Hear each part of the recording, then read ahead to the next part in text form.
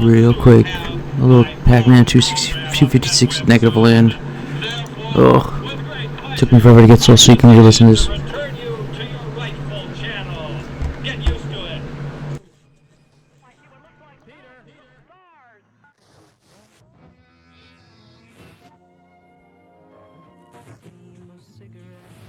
It looks like outer space.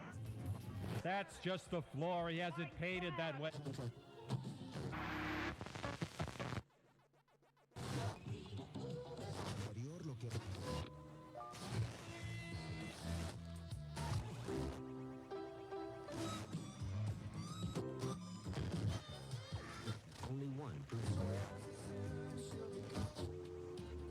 Back to Friday, I must not be so easily diverted.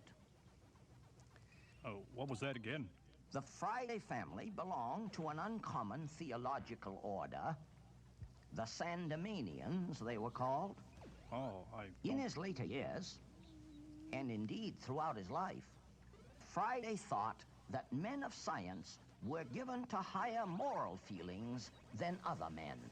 Well, Mr. Thomas, how does that statement jive with page 13 of your biography here, where you state that the Sandemanians were a lusty sect of sun worshippers and that young Friday would spend hours hanging upside down and naked in his backyard reading pornographic Sandemanian texts, purportedly found in a crashed alien pod by Dr. Sandemanian himself? And what did he say of his reading? He said this: "It made me." Friday demonstrated it to the Prime Minister.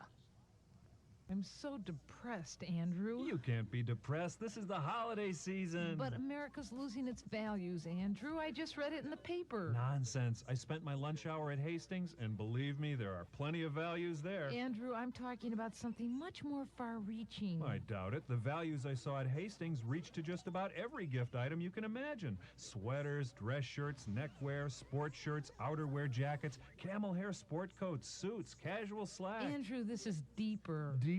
I don't think you'll find a much deeper value than $32.90 for a soft lambswool sweater or $12.90 for a beautiful silk tie. Andrew, I'm talking about human values. Well, then you're talking service, and there's not another clothing store with a more helpful staff than Hastings. Real professional, But Andrew, friendly, unhurried atmosphere, real holiday spirit. Andrew, we're just on different wavelengths. That's because you haven't been to Hastings yet. One store where you can find great holiday gifts at great holiday prices. Well, I guess that is value. Kind of restores your faith, doesn't it? Only in America. Only at Hastings. This is the Piddle Diddle Report.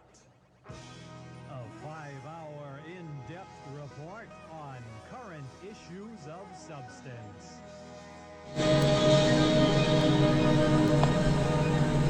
All right, we're back, and with more on tonight's C. Elliott Friday and the Soviet Connection. Tonight's report on the Piddle Diddle Report. I'm Doug Piddle. My colleague Peter Diddle is away on assignment to Howland Island in the mid-Pacific, and we hope to have a direct phone link to him shortly. Of course, Mr. Friday reclusively resides on Howland Island, where he maintains headquarters for his many enterprises, most notably the Universal Media Network, now the largest international multimedia conglomerate in the world. And Friedal, his pharmaceutical lab, which has been distributing free Merck's tablets in the Soviet Union for months. And I can't be the first one to wonder if they had some effect on current events there. And we've all heard the various rumors regarding Mr. Friday's role in beginning and then ending the recent Soviet coup attempt. It has been alleged that it was a walnut-sized prototype Fridatronics micro-mini video cam which Gorbachev used to record his denials while a captive in the Crimea. We all saw what he held up at his press conference, wrapped in a hanky to cover the brand name. What's more, there appears to be a great deal of security surrounding some kind of scientific testing going on at Howland Island right now, and we also have reports that many Soviet media are now on the island. Could this involve the mysterious trans-infiltration device we've heard so much about, now being developed by Fridatronics?